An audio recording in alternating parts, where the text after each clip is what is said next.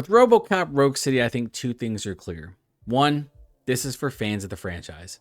It does an excellent job of recreating the feel of the films, and I think fans will appreciate the level of detail found here in this game.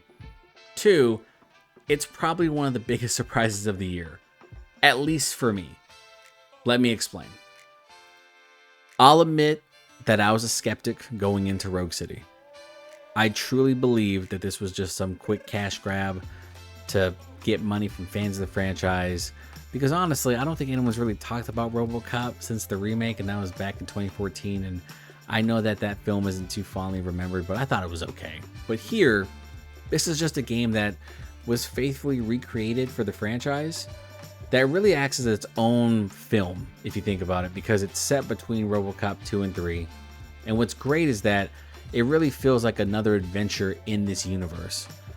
In a way, I think you can think about like the animated series, if the animated series was super gory and over the top, which it should have been. But, you know, I think that Rogue City could have absolutely 100% been a missed opportunity, but it wasn't. It's surprisingly in-depth. This is a surprising game because everything works. If you go in expecting a mess, that's not what's here. And that part to me blows my mind, because I thought this was going to be kind of a simple light rail shooter. We're just kind of moving from place to place, killing a couple of enemies, getting some over-the-top gore, getting some quips here and there, and then moving on. Instead, I'm getting dialogue choices. I'm getting an in-depth narrative. I'm getting different upgrade and skill trees, and that was blowing my mind as I was playing. I was like, because all of this really affects the gameplay.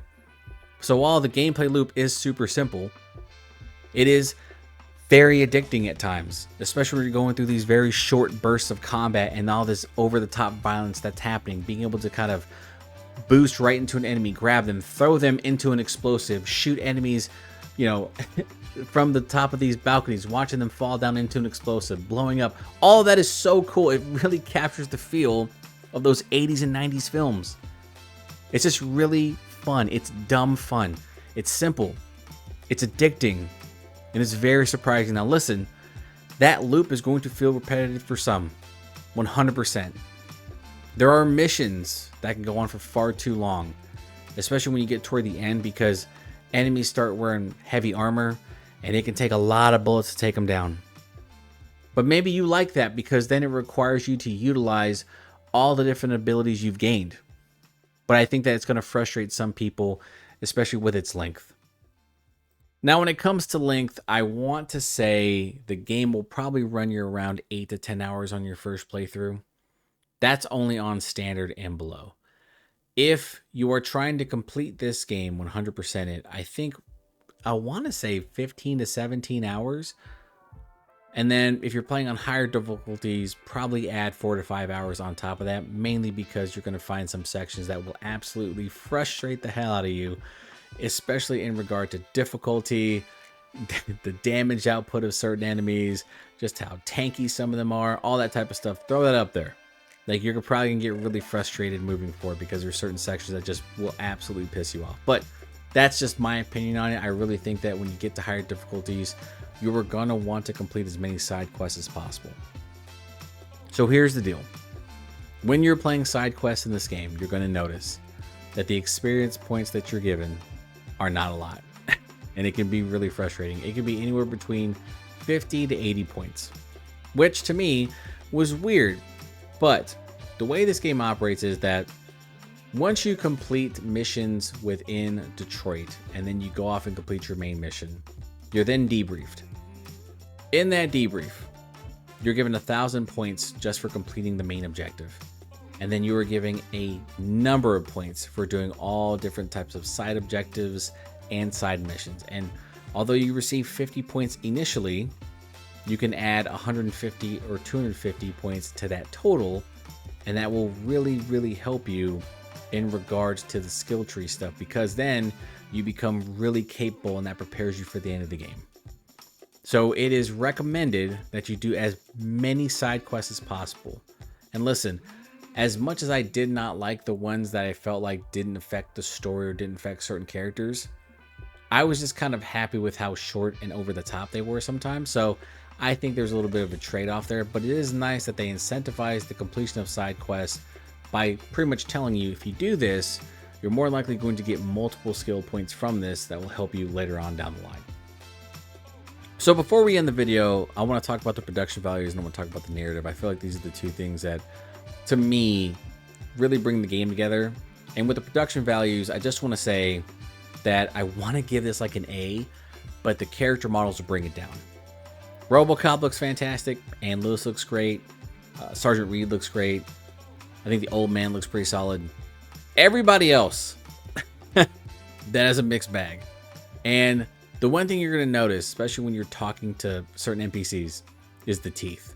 Man, that shit, stuff of nightmares. You're going to notice it. Like, why is your teeth so large? It's just one of those things that, you know, because there's different camera angles when they're talking.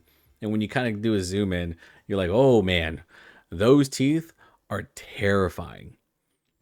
Now, when it comes to the environmental design stuff, that is A+. That is top notch. And I'll be honest with everyone, I was shocked about how old Detroit looked. And it does not matter if it's at night or during the day, all of it is fantastic. When you're roaming into the apartments or some type of complex, you're going through some of these facilities, holy shit. The amount of detail in this game is seriously impressive. It is one of the best looking games right now, especially in regard to environmental design. I was very impressed. And when it comes to destructibility, you will be surprised when you are destroying certain statues, benches, walls, all that type of stuff.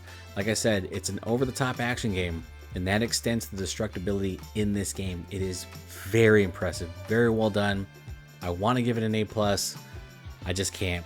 And plus, when the old school like Robocop theme comes on, when you're just absolutely destroying enemies, fantastic. A+ work there. But because of the character models, I just can't do it. I can't give it an A. They are that bad sometimes. It is pretty frustrating. Now, when it comes to the narrative, shout out to the dev team. If you would have told me right now that this was a lost sequel to Robocop, I would have believed you. If you would have said this is the movie that we should have gotten instead of Robocop 3, I would have said, hell yeah, let's get it. That's how good this narrative is. It is fantastic. They do a really good job of pretty much taking that over-the-top, campy, satirical feel that was present in the original films and adapting it here. And the great thing is that you get a lot of time with Murphy and his struggles of being a machine. That is one of the best things about this game. When they start to dive into Robocop's past and they start to dive into that struggle, they do a really good job of nailing how he feels. I love that. I thought that was a fantastic touch by the developers because it's brought up sometimes in the films. It's just not reiterated enough. But Murphy is obviously a character who's struggling with this, and you do have numerous conversations with a psychologist. And I really like the fact that they touched upon it and they weren't afraid to talk about it. It's really good stuff here. I think Robocop Rogue City is just a fantastic addition to the Robocop universe. And I want more of it. I don't know what this is going to sell, and I'm pretty sure, you know, because it's a love letter to the fans, because you really have to be interested in Robocop in general. But what you're getting here is so much better than I think any of us expected. And it's one of those games that I think that, for me especially, was one of the bigger surprises of the year. It just kind of came out of nowhere. I had some interest in it when I first saw the trailers. I was like, okay, you know, we can do certain things from Robocop and then we can move on. But dude, what you got here is surprisingly more in depth than what I thought. And I think that this is probably one of those games where I'm like, look, we could absolutely do another Robocop game because you have Rogue City as an example of how to do it correctly. This is how you handle certain franchises that have been dormant for far too long. It's really well done. And that's going to do it for this video. So if you like the content, please consider like, sharing, and subscribing. If you've noticed that there's no ads, it's primarily because this would be blocked almost immediately because of the different violence and gore. So, hey, congrats on seeing this really bloody video in its perfect form. And I'm going to leave you with probably my favorite cutscene in the game because it's just so out of pocket. I'll talk to you next time. So you should be happy. So there's nothing for you to worry about anymore. Well, maybe about collecting unemployment, since I'm firing the entire police force and replacing them all with my robots.